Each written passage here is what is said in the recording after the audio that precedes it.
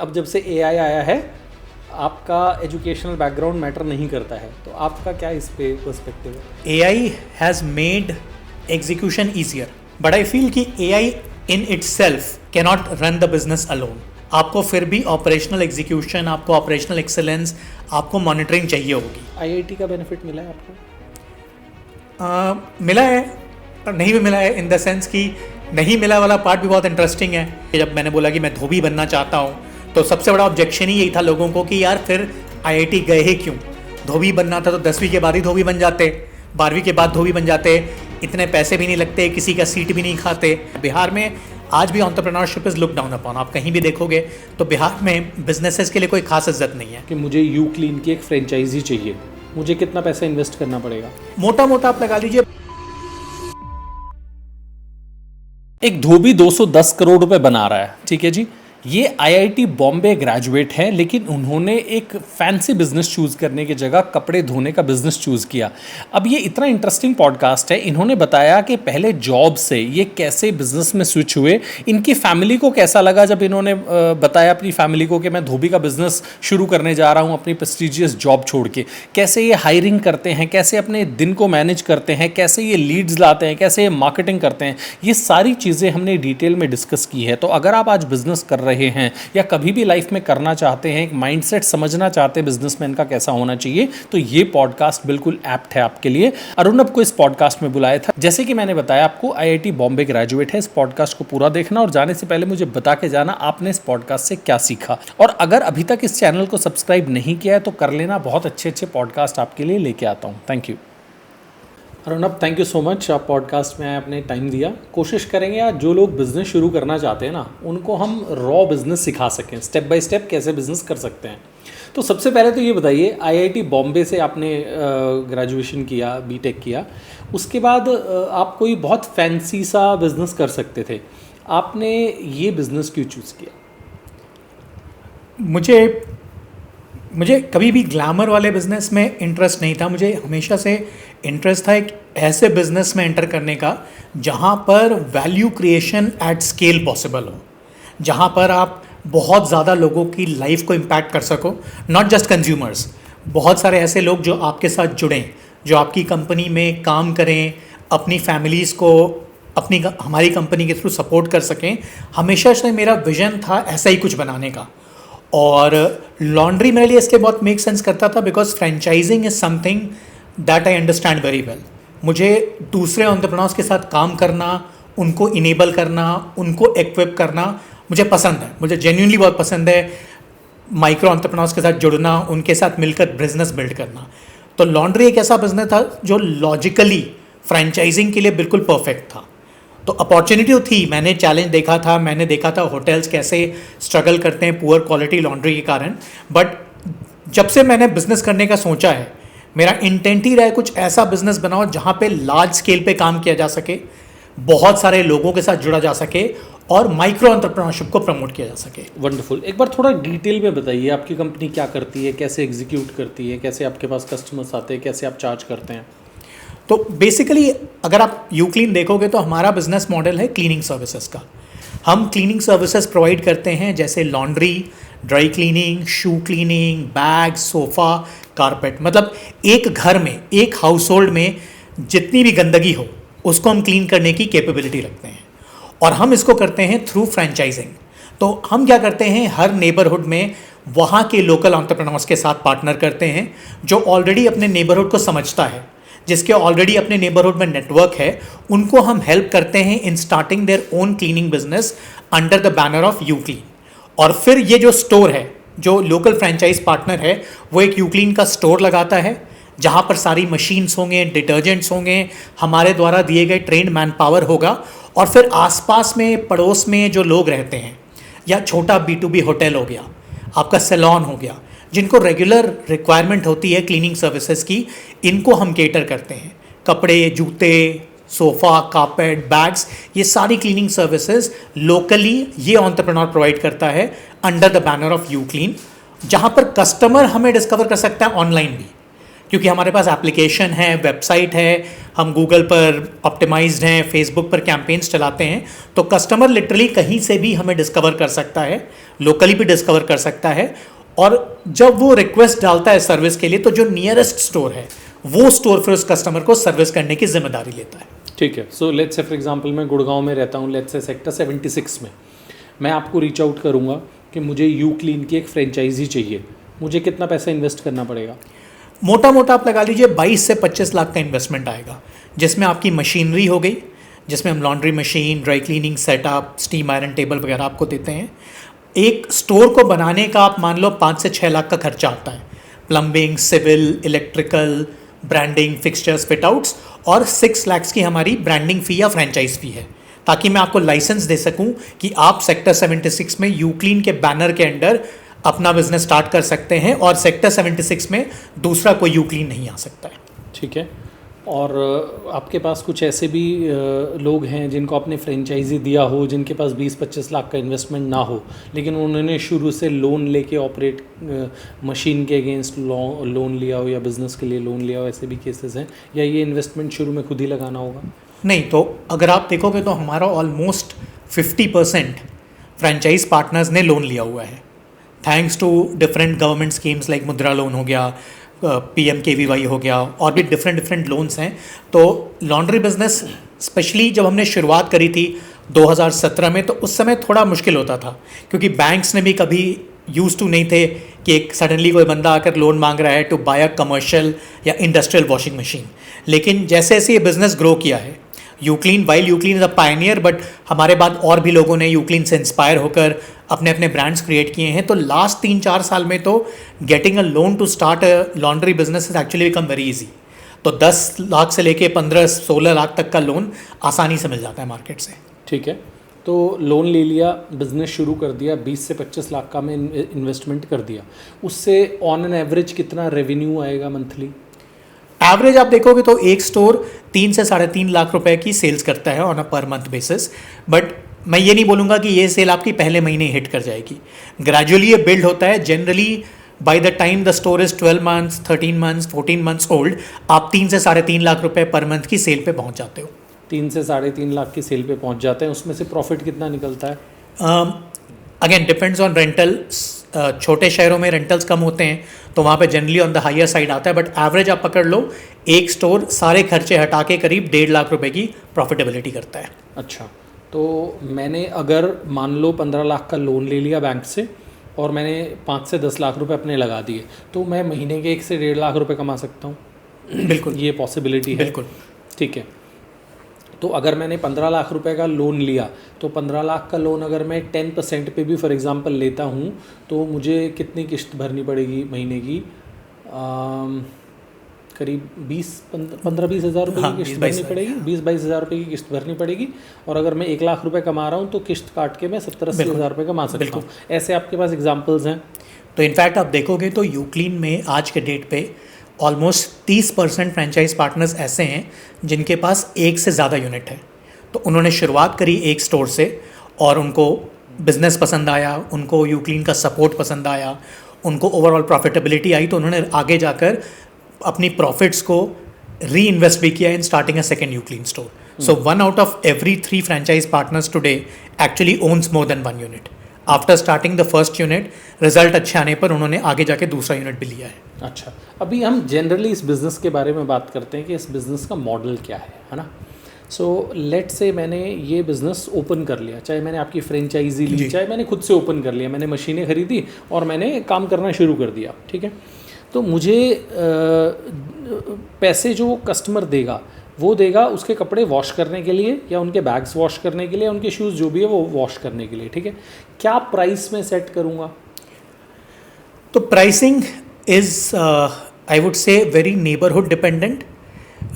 जैसे अगर आप गुड़गांव की बात करें तो मैं यहाँ पर अगर लॉन्ड्री ऑफ़र कर रहा हूँ, मैं एक सर्विस दे रहा हूँ wash and iron by the kilo, जहाँ पर आपके कपड़े पीसेस के हिसाब से नहीं, हम आपके कपड़ों को तौलेंगे वेट के हिसाब से, तो हम आपको एनीवेयर बिटवीन 120 से 150 रुपये पर किलो आपको चार्ज कर सकते हैं। आप अगर मार्केट में भी रिसर्च करेंगे तो आपको यही रेंज मिलेगा, कोई 120 कर रहा है, कोई 140, हम 140 करते हैं, कुछ 150 भी कर रहे हैं। बट जनरली जो लॉन्ड्री बाई किलो यानी कि वेट के हिसाब से लॉन्ड्री करने की जो हमने मुहिम स्टार्ट करी थी, वो बहुत पॉपुलर हो गई। Almost every one is doing laundry by KG basis. ठीक है, तो जो let's say for example shirt आपने पहनी है या जो शर्ट मैंने पहनी है, कितना वेट होता होगा इसका? आपने जो पहनी है करीब 200 ग्राम की टी शर्ट है, तो आपके 5 टी शर्ट इसमें आ जाएंगे। तो आपका लगभग, अगर मैं वॉश एंड आयरन करके दे रहा हूँ, तो करीब 25 से 30 रुपये पर शर्ट आपका वॉश ड्राई आयरन पैकेज आपको वापस मिलेगा, जिसमें पिकअप एंड ड्रॉप भी आपके घर से इंक्लूडेड है। अच्छा, तो मेरे घर से पिकअप करेंगे, वॉश करेंगे, ड्राई करेंगे, आयरन करेंगे, प्रॉपरली उसको पैकेज करेंगे, लाइक ताकि आपको जब वो दिखेगा तो it will look as good as new, और फिर वो आपके घर पर डिलीवर भी करेंगे। अच्छा, कुछ मिनिमम आपके यहाँ पे ये भी होता है कि मिनिमम इतने केजी तो आपका हाँ, अगर आप पिकअप एंड ड्रॉप मांगेंगे तो मिनिमम 3 किलो का आपको लोड देना पड़ेगा। 3 किलो का होना चाहिए, मतलब करीब 400 रुपये का तो ऑर्डर होना चाहिए। आप स्टोर पे जाके ड्रॉप ऑफ कर रहे हो तो कोई लिमिटेशन नहीं है। हाँ, आप ड्रॉप कर रहे हो, आप खुद पिकअप कर रहे हो स्टोर से, तो आप एक शर्ट भी दे सकते हो। एक शर्ट भी दे सकते हो, तो उसका जो प्रोपोर्शनल प्राइस रहेगा बस वही मिलेगा, वो मिलेगा। बिल्कुल 25 रुपये, 40 रुपये, 50 रुपये जो भी है। जी, ठीक है। और आपके क्या क्या खर्चे आते हैं कि कपड़ों को धोने में, कैसे यूनिट इकोनॉमिक्स काम करता है? तो चलिए मैं आपको एज ए कस्टमर लेके एग्जांपल देता हूँ कि आपने हमारे ऐप को डाउनलोड करा, आपने ऑर्डर प्लेस करा। अब जो नियरेस्ट स्टोर है वहाँ से डिलीवरी बॉय आपके घर आया, उसका पेट्रोल का खर्चा है, उसने आपके यहाँ पिकअप किया कपड़े, वापस डिलीवरी बॉय गया स्टोर पे कपड़े लेकर, वो पेट्रोल दोबारा लग गया। अब स्टोर पे जब कपड़े आएंगे तो सबसे पहले उसकी क्यूसी होती है टू मेक श्योर कि कपड़े में कुछ पैसे ना हो, कभी कभी लोग जवाहरात छोड़ जाते हैं, वो सब ना हो, कपड़े फटे छिटे ना हो। उसके बाद वो जाएंगे वॉशर में। अब वॉशर में एक तो मेरी बिजली का खर्चा आने वाला है, क्योंकि वॉशर घूमेगा तो बिजली जाएगी, पानी का खर्चा आएगा, और डिटर्जेंट जो ऐड होगा उसका खर्चा आएगा। वॉशिंग प्रोसेस कंप्लीट होने के बाद ये कपड़े जाएंगे ड्राइंग में, जहाँ पे अगेन इलेक्ट्रिसिटी यूनिट्स कंज्यूम होने वाले हैं। उसके बाद वो जाएंगे आयरनिंग पे, जहाँ पर एक कुशल कारीगर उसको आयरनिंग करेगा, वहाँ पे अगेन आपकी इलेक्ट्रिसिटी की यूनिट्स लगेंगी। फिर ये जाते हैं डिस्पैच सेक्शन में, जहाँ पर उसको प्रॉपरली पैकेजिंग मटेरियल में पैक किया जाएगा, फूड ग्रेड पैकेजिंग मटेरियल है, वहाँ पे उसको पैक करेंगे, वहाँ पे वो खर्चा आता है।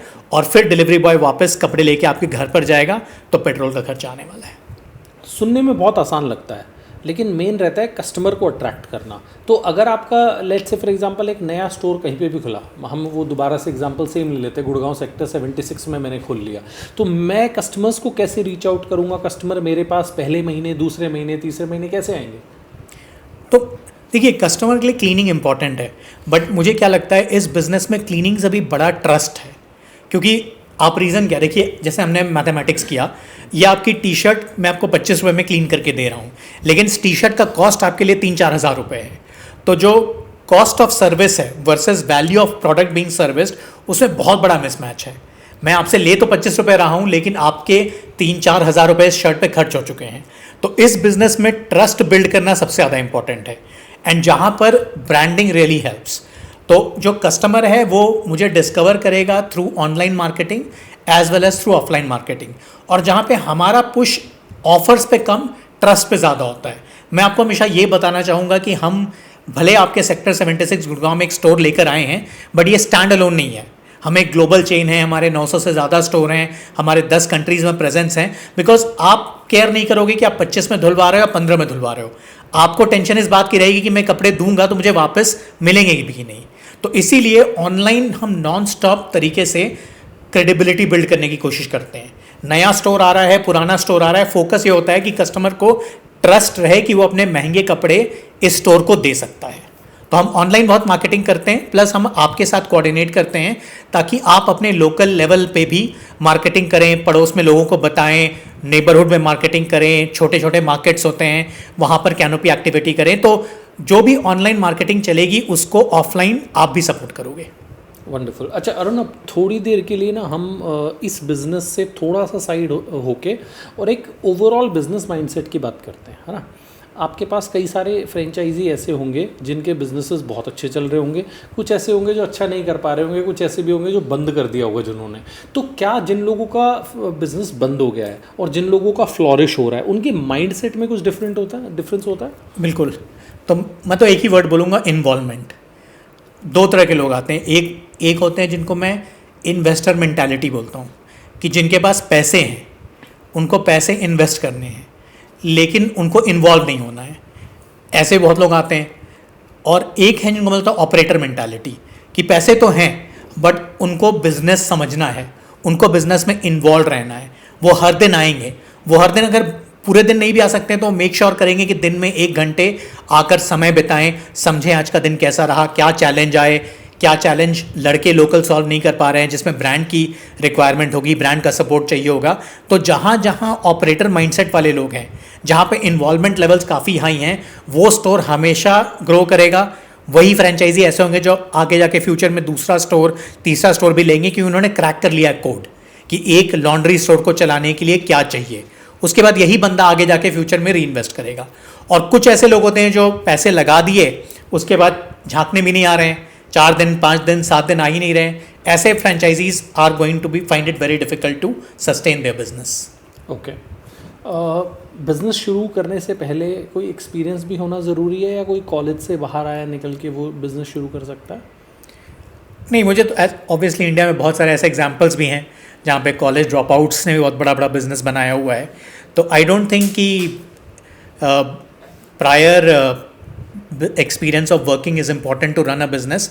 आई स्टिल फील कि आप जैसे जैसे मैच्योर करते हो आपकी मेंटल रेजिलियंस ज़्यादा बढ़ जाती है, जो कि बिजनेसेस में बहुत इंपॉर्टेंट है। तो I think it gives an advantage, क्योंकि आप मेंटली ज़्यादा स्ट्रांग होते हो, आपने ज़्यादा दुनिया देखी हुई है, और एक बिजनेस आप बना रहे हो तो आपको पता है कितने अप्स एंड डाउन्स होने वाले हैं। तो it definitely helps you a lot, but I don't think कि it is a prerequisite. कोई फ्रेश भी अगर कॉलेज से ग्रेजुएट कर रहा है, ड्रॉप आउट कर रहा है, वो भी बिजनेस चला सकता है और बहुत सक्सेसफुली चला सकता है। IITian होने का फ़ायदा रहता है। सोशल मीडिया वाला क्वेश्चन है ये।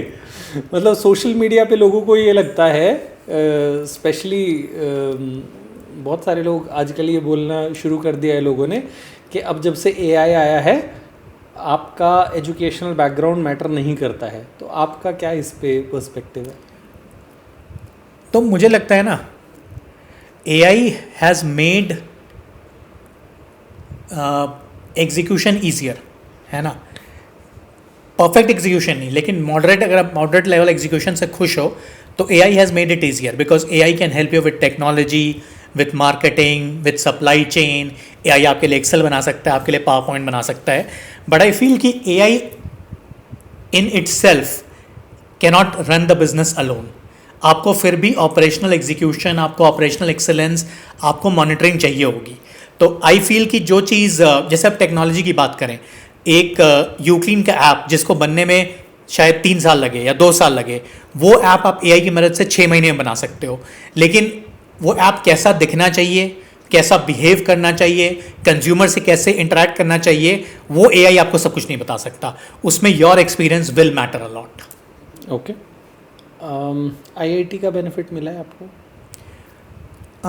मिला है और नहीं भी मिला है, इन द सेंस कि नहीं मिला वाला पार्ट भी बहुत इंटरेस्टिंग है कि शुरुआत में जब यूक्लीन करने का डिसीजन लिया, उस समय मैं ऑलरेडी काफ़ी अच्छी जगह काम कर रहा था, काफ़ी अच्छी सैलरी थी और IIT स्टेटस के इक्विवेलेंट जॉब थी। और ये सब छोड़ के जब मैंने बोला कि मैं धोबी बनना चाहता हूँ, तो सबसे बड़ा ऑब्जेक्शन ही यही था लोगों को कि यार फिर IIT गए ही क्यों? धोबी बनना था तो 10वीं के बाद ही धोबी बन जाते, 12वीं के बाद धोबी बन जाते, इतने पैसे भी नहीं लगते, किसी का सीट भी नहीं खाते। तो ये एक ऐसा केस था, क्योंकि because I chose a business that was not conventional, I chose a business that was not technology led. तो IIT मेरे अगेंस्ट एक्ट किया शुरू में, बट इवेंचुअली अब मुझे बहुत अच्छा लगता है जब लोग मुझे IIT लॉन्ड्री वाला, IIT धोबी ऐसी चीज़ें बोलते हैं, तो मैं उनको तमगा मानता हूँ, बैज ऑफ ऑनर है मेरे लिए। और हेल्प किस चीज़ में की आपको? IITian होने का फंडिंग इजीली मिल गई, इन्वेस्टर्स जल्दी मिल गए? IIT का एक सबसे बड़ा बेनिफिट है कि नेटवर्क आपको मिल जाता है, और स्पेशली गुड थिंग इज़ कि बिकॉज IITians जनरली अच्छी जगहों पे प्लेस्ड हो जाते हैं, तो they have the money and they also have the network.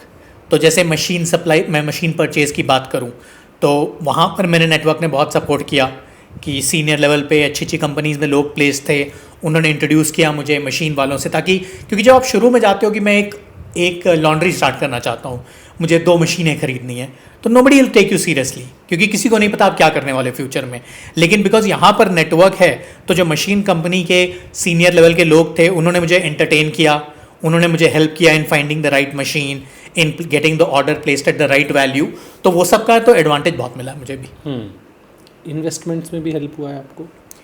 शुरुआत में हमने इन्वेस्टमेंट लिया था तो उसमें अगेन आईटी नेटवर्क के थ्रू ही मैं कुछ लोगों से इंट्रोड्यूस हुआ था HNI सर्कल में, जिन्होंने यूक्लीन में इनिशियल इन्वेस्टमेंट किया है।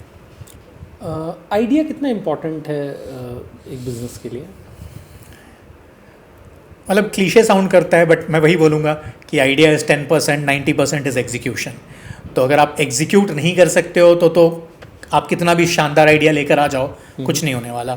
लेकिन आपका आइडिया अगर मीडियोकर भी है बट एग्जीक्यूशन बहुत अच्छी है तो बहुत बड़ा बन सकता है। तो मैं उस चीज़ को मैं बिलीव करता हूँ। हमारा आइडिया भी कुछ बहुत यूनिक नहीं है। We are not the creators of the laundry industry. Laundry industry India में शायद या globally it is as old as the civilisation. किसी को नहीं पता पहला कपड़ा किसने धोया था, कहाँ धोया था, लेकिन सबको पता है कपड़े सेंचुरी से धुल रहे हैं। हमने बस ये किया कि हमने डिसाइड किया कि एक इंडस्ट्री जो इंडिया में ऑलरेडी एग्जिस्ट करती है वो ऑर्गेनाइज नहीं है, जिसके कारण एंड यूजर स्ट्रगल कर रहा है, तो इसको हम ऑर्गेनाइज कर देते हैं। तो I think UClean is one perfect example जहाँ पे execution has really helped us create whatever we have built till today. Okay, आपके पास ऐसे भी कुछ एग्जाम्पल रहे हैं अरुणब जिसमें किसी का बिजनेस नहीं चल रहा हो, आपके साथ जुड़े हों, फ्रेंचाइजी ली हो, उसका बिजनेस नहीं चल रहा हो, फिर उसने कोई छोटी मोटी या कोई ऐसी चीज़ इम्प्लीमेंट की हो अपने बिजनेस में कि एकदम से ट्रांसफॉर्म हो गया और अगले दिन से बिजनेस आना शुरू हो गया? मल्टीपल जगहों पे हुआ है। जैसे कि मैं बात करूँगा बिहार में ही, मैं बिहार से हूँ। वहाँ पर हमने जब पहला स्टोर लॉन्च किया था तो एक प्रीमियम एरिया है बोरिंग रोड करके, उससे करीब 1 किलोमीटर दूर हमने स्टोर लॉन्च किया और हम बहुत खुश थे कि यार हम ऑलमोस्ट बोरिंग रोड पे आ गए हैं। Boring road is like the, for those who don't know Patna, boring road is like the CP of Delhi, उस तरह का रीजन है। तो हमें बड़ी खुशी हुई। लेकिन जब स्टोर नहीं चला तो हमें रियलाइज़ हुआ कि जो हमने 1 किलोमीटर का डिस्टेंस रखा वो बहुत बड़ा प्रॉब्लम हो रहा था। बिकॉज लोगों को, अब बोरिंग रोड एक पॉश इलाका है, वहाँ के लोग कंफर्टेबल नहीं हैं अपने कपड़े उस इलाके में देने के लिए जो पॉश नहीं है। तो फिर फ्रेंचाइज पार्टनर ये बोला कि यार मेरी खर्चा बढ़ेगा, लेकिन मैं बोरिंग रोड में एक छोटा सा कलेक्शन काउंटर डालूंगा। यहाँ पे क्लीनिंग नहीं होगी लेकिन कलेक्शन हम यहाँ पर करेंगे और सारी क्लीनिंग वहीं पर होगी। अब वो काउंटर डलते ही लोगों को ट्रस्ट आ गया कि अच्छा जब ये तो हमारे पड़ोस में ही है, हमारे एक बिल्डिंग के नीचे ही इन्होंने काउंटर लगाया हुआ है। अब कपड़े आने शुरू हुए, अच्छी सर्विस मिलनी शुरू हुई और सडनली 1 महीने के अंदर एक ऐसा स्टोर जो लिटरली हर महीने लाख रुपए ब्लीड कर रहा था, वो स्टोर 1 महीने के अंदर ही प्रॉफिट में चला गया। तो वो स्मार्ट एंटरप्रेन्योर थे जिन्होंने बहुत जल्दी रियलाइज़ कर लिया कि वो 1 किलोमीटर का difference is the business killer, और उन्होंने उसको क्रॉस ओवर कर लिया उस 1 किलोमीटर के डिस्टेंस को। ओके, ऐसे भी एग्जाम्पल्स रहे होंगे जिसमें सब कुछ अच्छा चल रहा हो और एकदम से कुछ ऐसा हुआ कि बिजनेस आगे नहीं चला पा रहे? कोविड तो बहुत ही अच्छा एग्जाम्पल है। मतलब बिजनेस अच्छा चल रहा है और उसके बाद लोगों ने एग्जिट लिया है, ऐसा हुआ है। जैसे गुड़गांव सेक्टर 14 में ही थे, बहुत पुरानी बात है। हमारे फ्रेंचाइज पार्टनर थे, बहुत जल्दी बिजनेस चल गया बिकॉज गुड़गांव में बिजनेस अच्छा चलता है। लेकिन 6 महीने बाद उन्हें, तो वो इंडिया में कोका कोला के सप्लाई चेन हेड थे और उनकी ज़िंदगी का सबसे बड़ा सपना था कोका कोला US में उसी पोजीशन पे जाना। उन्होंने स्टोर चलाया और 6 महीने में, अब यूक्लीन उनके लिए गुड लक चार्म था या क्या था, उन्हें ऑफर मिल गया और उन्होंने लिटरली पीनट्स में अपने चले चलाए बिजनेस को बेच के हैप्पीली गए। उन्होंने बोला मुझे कुछ भी दिला दो, मुझे फ़र्क नहीं पड़ता है, मुझे पता है कि मैं से बहुत ज़्यादा बना लूँगा इस स्टोर से, लेकिन when I weigh UClean versus this job opportunity है, मैं इसको छोड़ नहीं सकता। मैंने पूरी ज़िंदगी इसके लिए प्लानिंग करी है। वंडरफुल। अच्छा, मैं एक क्वेश्चन पूछना भूल गया जब आपने बोला कि मैंने एक रिस्पेक्टेबल जॉब छोड़ के धोबी वाला बिजनेस शुरू किया, ऐसे बोल सकते हैं इसको, तो आपकी फैमिली का रिएक्शन कैसा था?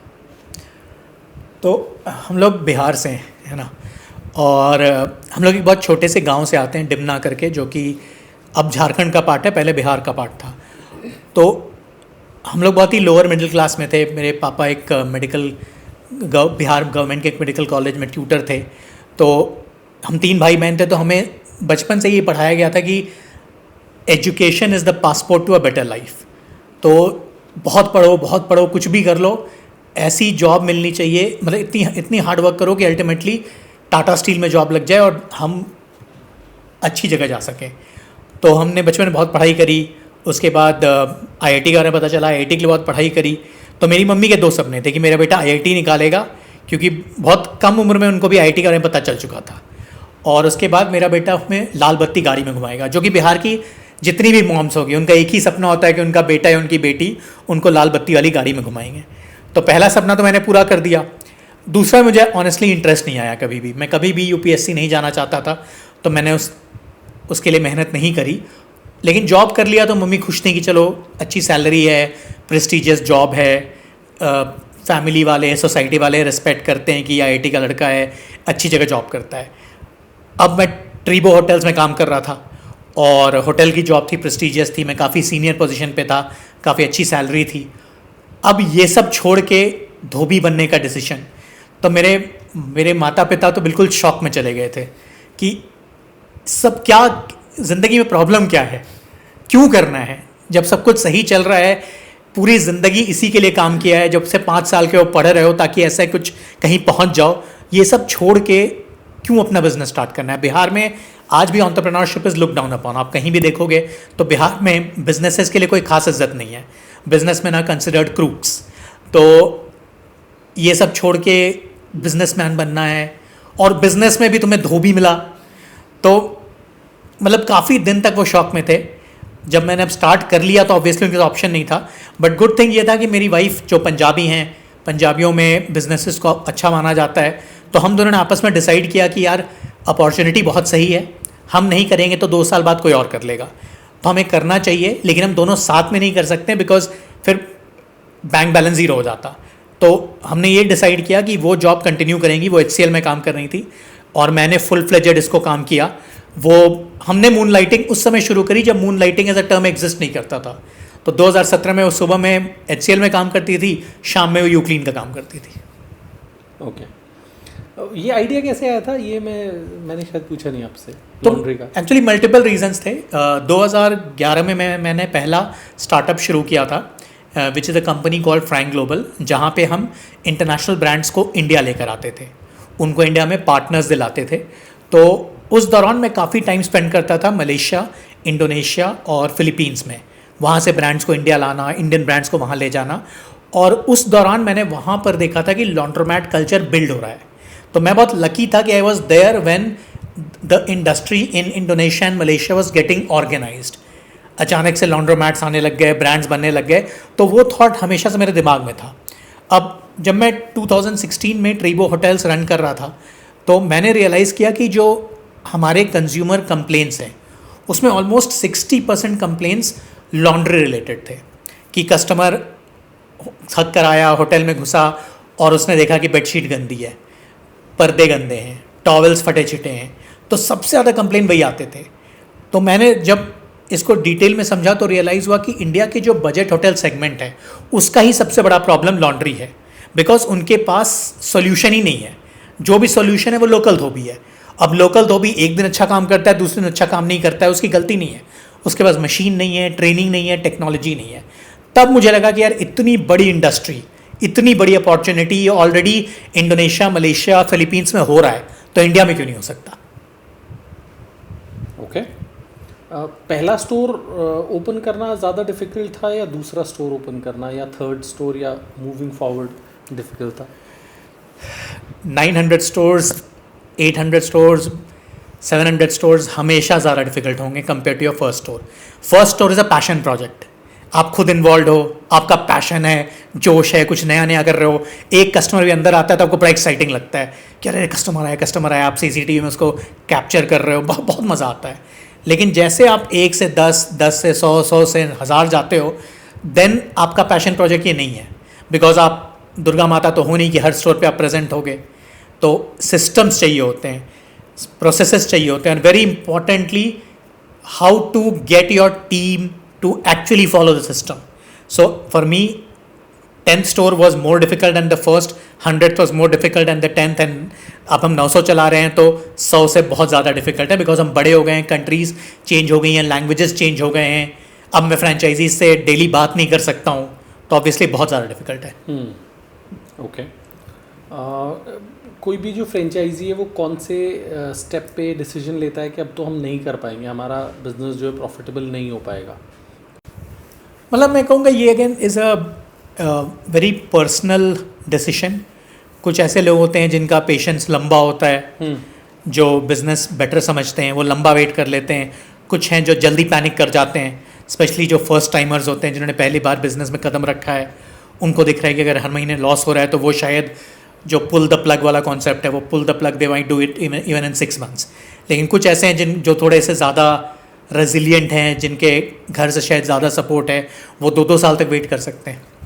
ओके कुछ कस्टमर कंप्लेंट्स आपके पास ऐसी आई हैं जिसने आपके बिजनेस को बहुत हेल्प किया हो, बहुत बेटर किया हो? Any major complaints that you got? नहीं, मैं एक ऑनेस्टली स्पीकिंग मैं कोई एक कस्टमर कंप्लेंट तो नहीं आइडेंटिफाई करूँगा, बिकॉज वो अनफेयर होगा। लेकिन लाइक आई सेड कि मुझे हमेशा ज़्यादा दर्द तब होता है जब ट्रस्ट रिलेटेड बात होती है, more than the cleaning, because cleaning is something जो आप रीक्लीन कर सकते हो, आप उसको सॉल्व कर सकते हो। ट्रस्ट को सॉल्व करना ज़्यादा डिफिकल्ट है। जैसे कि अगर किसी डिलीवरी बॉय ने किसी कस्टमर के साथ बदतमीज़ी कर दी, उनके घर में एंट्री करने की कोशिश करी, तब ये चीज़ें प्रॉब्लमेटिक हो जाती हैं। तो हमारी कोशिश यही होती है कि ट्रस्ट रिलेटेड जो प्रॉब्लम्स है सबसे पहले उनको सॉल्व करना है। कहीं पर भी अगर कस्टमर का ट्रस्ट इरोड हुआ है for whatever action of ours, तो सबसे पहले उसको सॉल्व करना है। सबसे पहले प्रायोरिटी पे उस कस्टमर को रीच आउट करना है एंड कोशिश करना है कि उनका ट्रस्ट वापस से जीता जा सके। वैसे कस्टमर कंप्लेंट्स हैंडल करने का आपका प्रोसेस क्या है? कैसे आप रिसीव करते हैं कंप्लेंट्स? तो एक तो हमारा सेंट्रलाइज्ड कॉल सेंटर नंबर है, और जो जहाँ पर हमारी प्रॉपर डेडिकेटेड टीम उसको हैंडल करती है। जैसे आप उसको रेज़ करते हो, वो आपका कंसर्न नोट करती है और उसके बाद इमीडिएटली हमारी जो दूसरी टीम है उनके साथ रीच आउट करके उसको सॉल्व करने की कोशिश करती है। इसके अलावा हमारा एक व्हाट्सएप हॉट नंबर है, तो जैसे हॉटलाइन नंबर होता है तो वो एक्सेस मेरे पास है। तो कोई भी कस्टमर अगर हॉटलाइन नंबर पे कंप्लेंट डालता है तो वो एक्सेस सिर्फ मेरे पास है, और फिर मैं इमीडिएटली अपनी टीम के साथ कोऑर्डिनेट करके सॉल्व करने की कोशिश करता हूँ। इसके अलावा सीरियस कंप्लेंट्स के लिए एक हमारा ईमेल आईडी है support@uclean.in, उसका एक्सेस भी सिर्फ मेरे पास है। तो कोई अगर बंदा इतना एफर्ट डाल के एक मेल लिख रहा है तो ऑब्वियसली वो अलग लेवल पे हर्ट हुआ है, तो उसको फिर हम सॉल्व करने की कोशिश करते हैं। वैसे इंडियन बिजनेसेस में जनरली आपको क्या लग रहा है, कौन सी चीज़ें हैं जिसको इंडिया के बिजनेसमैन बहुत कैजुअली लेते हैं as compare to other countries? Is complaints one of them?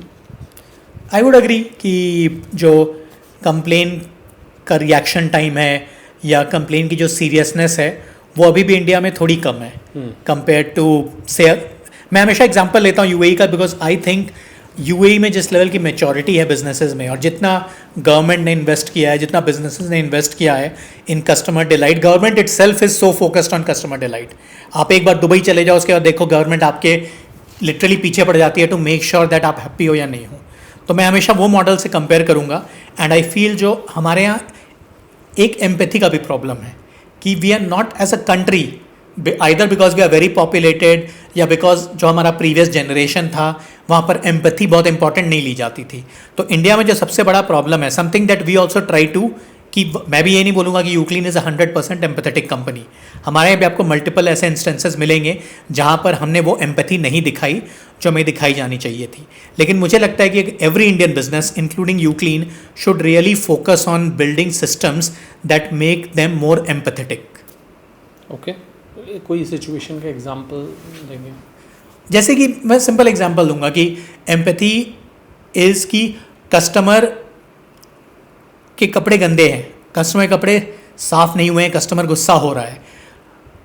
उसको सिर्फ ये सोच के मत देखो कि कस्टमर के कपड़े साफ़ नहीं हुए, हो सकता है वो कस्टमर की साड़ी हो जो उनके लिए बहुत वैल्यूएबल थी, दाग एक छोटा सा है, उनके मल्टीपल कपड़े हैं वो साफ़ नहीं हुए, लेकिन कस्टमर बाकी कपड़ों की बात नहीं कर रही है, वो एक ऐसी साड़ी की बात कर रही है जो उसकी मम्मी ने उनको दिया था और उसकी मम्मी को उनकी मम्मी ने दिया था।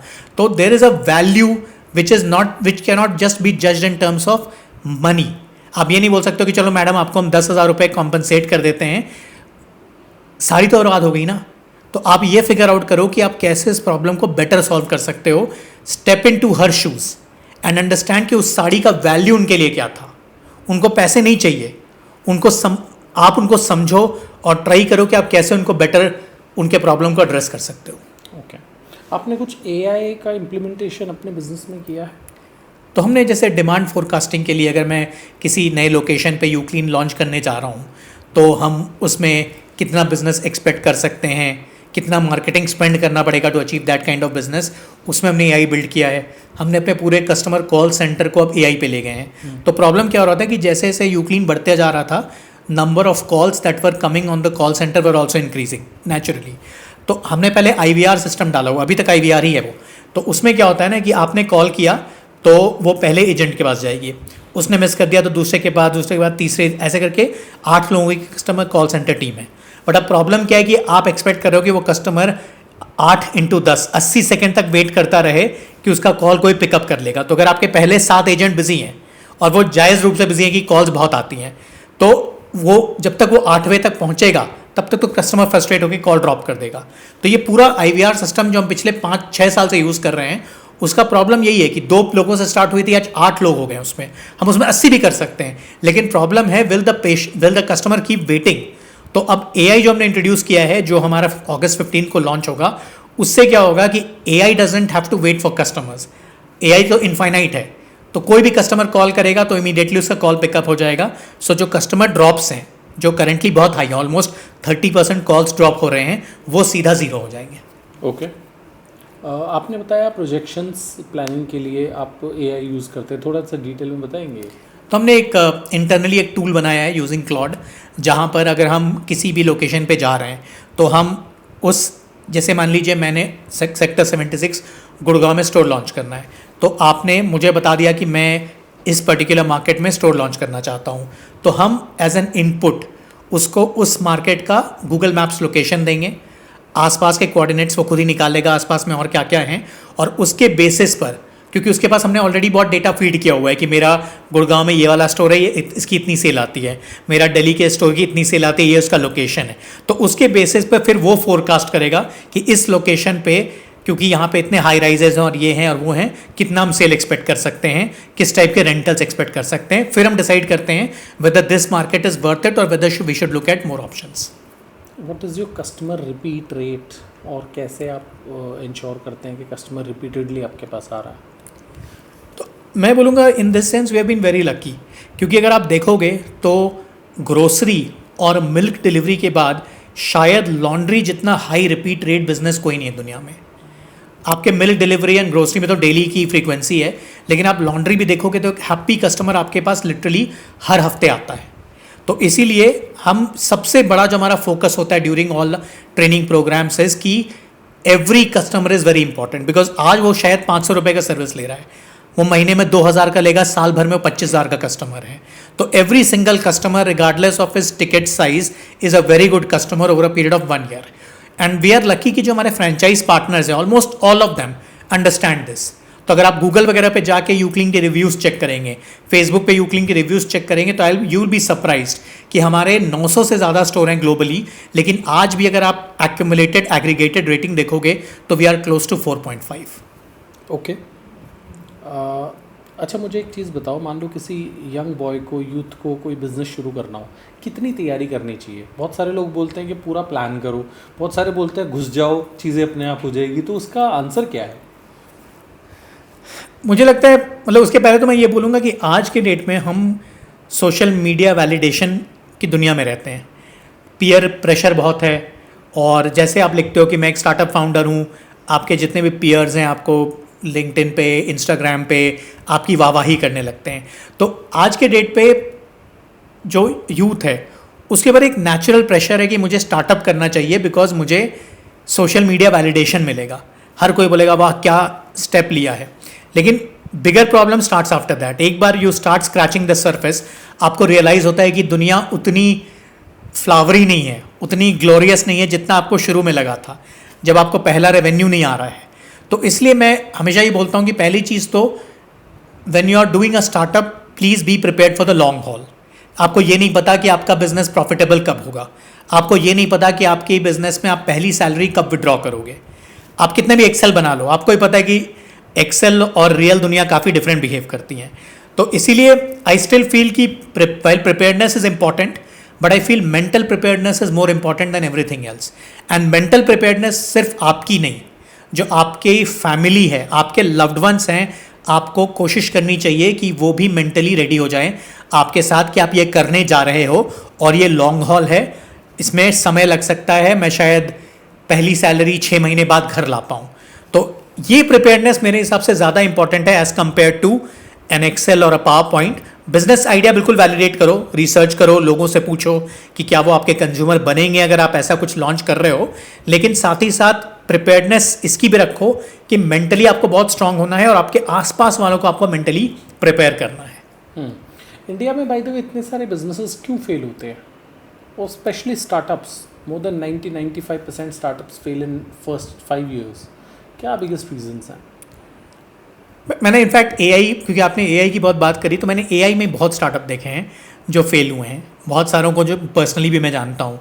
क्योंकि एक तो मुझे ऐसा लगता है कि इंडिया में भी शीप मेंटालिटी है कि किसी और ने एक एआई का स्टार्टअप स्टार्ट किया, as simple as voice agent, उसने एक वॉइस एजेंट बनाया जो कस्टमर से बात कर सकता है। तो अब 10 लोगों ने और देखा कि अरे वॉइस एजेंट बनाया, इसको फंडिंग मिल गई, हमें वॉइस एजेंट बनाना चाहिए। तो एक तो मीटू वाला फंडा इंडिया में बहुत हाई है, लोग दिमाग नहीं लगाते हैं बिकॉज किसी एक सेक्टर में फंडिंग हो गई या एक स्टार्टअप पॉपुलर हो गया तो बहुत सारे लोग उसी स्पेस में अपना स्टार्टअप बनाने लग जाते हैं। तो वो शायद आपका पैशन भी ना हो, शायद आपकी कैपेबिलिटी भी ना हो, आपके क्रेडेंशियल्स भी ना हो, लेकिन आप बना रहे हो बिकॉज किसी और ने $10 मिलियन की फंडिंग रेज कर ली। तो आई फील कि बहुत सारे स्टार्टअप्स तो मीटू में बह जाते हैं। सेकेंड होता है कि कभी कभी you are trying to solve a problem that doesn't even exist, तो उसमें भी लोग बहुत पैसे लगा देते हैं और उसके बाद रियलाइज होता है कि यार ये प्रॉब्लम तो सॉल्व करना ही नहीं था बिकॉज ये एग्जिस्ट ही नहीं करता है, तो वहाँ पे भी स्टार्टअप बर्बाद हो जाते हैं। फॉर एग्जाम्पल, मतलब एग्जाम्पल्स तो ऐसे बहुत सारे हैं, मैं वही सोच एक बहुत रेलिवेंट एग्जाम्पल देना चाह रहा हूँ। एक स्टार्टअप था इंडिया में, मैं नाम भूल रहा हूँ, आप गूगल करोगे तो मिल जाएगा। तो उस स्टार्टअप ने क्या किया, उस स्टार्टअप ने बनाया कि हम एक मशीन है जूस क्रशर, उसने $80 मिलियन की फंडिंग रेज करी थी। तो उसने एक मशीन बनाई और उसके साथ पाउचेज आते थे डिफरेंट जूसेस के, आप मशीन में डालोगे तो वो जूस एक्सट्रैक्ट करके आपको दे देगा। तो उन्होंने बोला वो IoT इनेबल्ड डिवाइस है और फलाना ढीकना है, और उसके बहुत सारे यूनिट बिक गए शुरू में। फिर एक बंदे ने रेडिट पे जाके डाला कि यार ये जो इसने पाउचेस दिए हैं जो हम मशीन के अंदर डालते हैं, मैंने उसको हाथ से स्क्वीज़ किया, पूरा जूस निकल गया, तो मुझे पाउच की क्या ज़रूरत है। उसके बाद वो ऐसा फटा रेडिट पे, उसके इतने शेयर्स हुए, आप गूगल पे डालना, मुझे याद नहीं आ रहा है ब्रांड का नाम, और वो $80 मिलियन ऑफ फंडिंग 8 महीने में ख़त्म हो गई। हाँ, so the startup must be solving a problem जो एक्चुअली एक प्रॉब्लम हो, जो एग्जिस्ट करता हो, जिसके लिए consumer is willing to pay you. Consumer नहीं विलिंग है टू पे यू तो फिर तो ये CSR बन जाता है। It has been a wonderful podcast, मतलब हमने इसमें एंड टू एंड सारी चीज़ें डिस्कस की है, आपके बिजनेस से रिलेटेड भी की है, आपके माइंडसेट कैसा होना चाहिए एंटरप्रेन्योर का वो भी की है। एक टॉपिक और हम टच करेंगे, वो करेंगे टैलेंट पाइपलाइन का, कैसे अपनी कंपनी में, चाहे आपकी छोटी कंपनी हो चाहे आप बड़ी कंपनी बिल्ड कर रहे हो, आप हायरिंग कैसे करें। एक इनफैक्ट टाइम मैनेजमेंट का भी हम डिस्कशन करेंगे। तो आपने शुरू में जब लोगों को हायर किया तो कैसे किया? तो मतलब पहले तो मैं एक डिस्क्लेमर दूंगा कि आज भी शायद one of the biggest problems hiring ही है हमारे लिए भी। अच्छा। ऐसा नहीं है कि हमने इसको बहुत सक्सेसफुली सॉल्व कर लिया है, लेकिन जब हम शुरू में यूक्लीन बिल्ड कर रहे थे तो 2 चीज़ें थी, एक तो फंड्स की कमी थी और दूसरा एक बिल्कुल ही ब्रांड न्यू इंडस्ट्री थी जहाँ पर जनरली आपको ऐसे वाइट कॉलर लोग मिल ही नहीं सकते थे जिन्होंने इस इंडस्ट्री में काम किया हो। तो मजबूरी भी थी कि पैसे नहीं थे, प्लस फैक्ट थी कि लोग नहीं मिल रहे थे और लोग आना भी नहीं चाहते थे। धोबी का प्रॉब्लम सिर्फ मेरी फैमिली को नहीं था, धोबी का प्रॉब्लम दुनिया को था। तो लोग भी नहीं ज्वाइन करना चाहते थे बिकॉज उनकी फैमिली क्या बोलेगी। तो हमने आउट ऑफ दिस कंपल्शन हमने शुरुआत में धोबी कम्युनिटी से ही हायरिंग करी। हमने तो धोबियों का एक व्हाट्सएप ग्रुप है, अखिल भारतीय धोबी महासमाज, मल्टीपल व्हाट्सएप ग्रुप हैं क्रॉस इंडिया, वो सारे उसमें जुड़े होते हैं। तो हमने क्या किया, हमने उस व्हाट्सएप ग्रुप के थ्रू हम उनसे जुड़े और हमने वहाँ से हायरिंग की शुरुआत करी कि हम ऐसा कुछ क्रिएट करने की कोशिश कर रहे हैं। और लिटरली वो एक प्लेबुक बन गया। आज भी आप देखोगे तो मेरी जो ऑपरेशंस टीम है उसमें literally every single person is from a Dhobi community. ये प्लान नहीं था, मैं अपने आप को कोई विजनरी नहीं बनाऊंगा, लेकिन बाई एक्सीडेंट ये स्टार्ट हुआ। सिस्टम अच्छा बैठ गया, हमें ही पसंद आने लग गया क्योंकि छोटे बैकग्राउंड से आए थे, इनको भी कुछ बड़ा करना था, इनको भी प्रूव करना था कुछ कर सकते हैं। तो ये अब लिटरली हमारे लिए प्लेबुक है। हमारी पूरी ऑपरेशंस टीम में आपको कोई IIT, IIM या कोई दिल्ली यूनिवर्सिटी या प्रेस्टिजियस एकेडमिक बैकग्राउंड का नहीं मिलेगा, लेकिन आपको extremely hard working, extremely smart people from the Dhobi community मिलेंगे। ओके, एक अपना टाइम मैनेजमेंट का और बताइए। यू आर अ फाउंडर, जैसे हम ऑफ कैमरा बात कर रहे थे, आप एक और स्टार्टअप बिल्ड कर रहे हो, कैफ़े, जहाँ पे आपने फंड्स रेज भी किए हैं, तो आपका टाइम कैसे जाता है? पूरे दिन आप क्या क्या एक्टिविटीज़ करते हैं? तो मेरे 3 प्रोजेक्ट्स हैं, यू क्लीन, मेरा कैफ़े ब्रांड यॉर्कअप, और मेरी डॉटर सानवी। मेरे लिए वो सबसे इम्पोर्टेंट है। तो मैं कोशिश क्या करता हूँ, सुबह सानवी को मैं बस स्टैंड छोड़ने में ही जाता हूँ, 7 बजे वो स्कूल चली जाती है, आती है वो 4 बजे, उसके बाद फिर उसका एक आर्ट्स क्लास होता है, वो 6 बजे तक फ्री होती है। तो मैं 7 से 6, मैं 7 बजे मैं सीधे ऑफिस पहुँच जाता हूँ या कैफ़े पहुँच जाता हूँ, वहाँ बैठता हूँ, फिर सारी कॉल्स लेता हूँ, टीम सिंक कॉल्स वगैरह, मार्केटिंग डिस्कशंस होते हैं, ऑपरेशंस डिस्कशंस होते हैं, ये सारा कुछ करता हूँ। उसके बाद मुझे खुद कुछ करना हो, जैसे लिंक्डइन पोस्ट हो गया एग्जांपल, फिर वो करता हूँ सेकेंड हाफ में। मेरा टारगेट हमेशा होता है कि मैं 6 या 6:30 तक घर पहुँच जाऊँ, ताकि मैं सानवी को अपना अनडिवाइडेड टाइम दे सकूँ। अच्छा, बाय द वे, लिंक्डइन आपने बोला, तो लिंक्डइन पीपल से that it is dead now, there are only very limited people. आप इतने एफर्ट्स डालते हो, लिखते हो, और वहाँ पे सही बात है 50-100 लोग लाइक करते हैं, 1000, 1200, 1500, 2000 लोग पढ़ते हैं। So is it still relevant? हाँ, तो मैं रेलेवेंस की बात तो मैं बिल्कुल आपसे अग्री करता हूँ। मैंने खुद भी नोटिस किया है कि पहले 1000 लोग पोस्ट को लाइक करते थे, अब 150-200 लोग लाइक करते हैं। तो I also feel that the traction has gone down by almost 70%। लेकिन मैं इसलिए लिखता हूँ कि मुझे लिखना बहुत पसंद है। मैं बचपन से ही बहुत लिखता हूँ, मैं हिंदी बहुत अच्छी लिखता हूँ और इंग्लिश बहुत अच्छी लिखता हूँ, तो मुझे लिखना बहुत पसंद है। मेरे लिए थोड़ा सा कैथार्टिक होता है, कि एक रिलीफ होता है। तो मैं कोशिश करता हूँ कि 1 या 2 पोस्ट एवरी वीक मैं लिंक्डइन पे लिखता हूँ। कभी कभी ब्रेक होता है कंसिस्टेंसी, क्योंकि इंस्टाग्राम या बाकी में शॉर्ट फॉर्म राइटिंग है, वो मुझे मज़ा नहीं आता है। मैं करता हूँ पोस्ट, एक फाउंडर की मजबूरी है, लेकिन मुझे लिंक्डइन पे क्योंकि लॉन्ग फॉर्म लिखने का मौका मिलता है, तो मैं लिंक्डइन पे इसलिए लिखता हूँ। लेकिन हाँ, रेलेवेंस का मुझे नहीं पता, लेकिन ट्रैक्शन तो बिल्कुल 50-60% नीचे जा चुकी है। थैंक यू अरुणा, बहुत मज़ा आया इस पॉडकास्ट में। जाने से पहले आप यूथ को कुछ एडवाइस देना चाहेंगे? मतलब मैं वही बोलूँगा जो मैंने पहले ही बोला था कि आज के डेट में, बिकॉज सोशल मीडिया वैलिडेशन इतनी ज़्यादा है, आप जैसे लिखते हो, आप फाउंडर हो, आप एंटरप्रेन्योर हो, आपके आसपास के लोग आपको मोटिवेट करते हैं, एनकरेज करते हैं, आपको ग्लोरीफाई करते हैं, जो अच्छी चीज़ है। लेकिन आप रियलाइज़ करोगे कि that is only 10% of your startup life. Real part है एग्जीक्यूशन, और जब आप घुसते हो एग्जीक्यूशन में, तो आपको रियलाइज़ होता है कि कितनी चीज़ें चैलेंजिंग हैं, कितनी चीज़ें प्रॉब्लमैटिक होने वाली हैं, और उसको सॉल्व करना पड़ेगा। तो ये जर्नी शुरुआत में बहुत अच्छी लगती है, लेकिन जैसे ये जर्नी आगे बढ़ेगी, आप सरफेस को स्क्रैच करोगे, तो आपको रियलाइज़ होगा कि जर्नी उतनी आसान नहीं थी जितनी सोशल मीडिया पे दिख रही थी। तो मेंटली आपको लॉन्ग हॉल के लिए प्रिपेयर होना पड़ेगा। वो लॉन्ग हॉल 2 महीने का है, 6 महीने का है, 1 साल का है, 2 साल का है, 3 साल का है, किसी को नहीं पता। लेकिन आप पहली सैलरी या पहले पैसे पर्सनल अकाउंट में कब विड्रॉ करोगे, ये प्रेडिक्ट करना इम्पॉसिबल है। तो इसके लिए आपको मेंटली रेडी रहना पड़ेगा, उसके बाद ही आप स्टार्टअप में कूदो। Thank you, it has been a wonderful podcast. Thank you so much जिन्होंने भी लास्ट तक पॉडकास्ट देखा। I congratulate you. जैसे मैं हर पॉडकास्ट के एंड में बोलता हूँ कि इंटरनेट पे ना बहुत सारा कंटेंट है, तो तुम बहुत मज़ेदार मसालेदार चीज़ें भी देख सकते थे, but you chose to watch this podcast, which is a sign of the fact कि आप अपनी लाइफ को बेटर बनाना चाहते हैं। So congratulations on that. जो इस पॉडकास्ट में सीखा है, कमेंट में मेरे को बता के ज़रूर जाना, और मुझे ये भी बताना अगले पॉडकास्ट में कौन से गेस्ट को बुलाऊं। Thank you so much.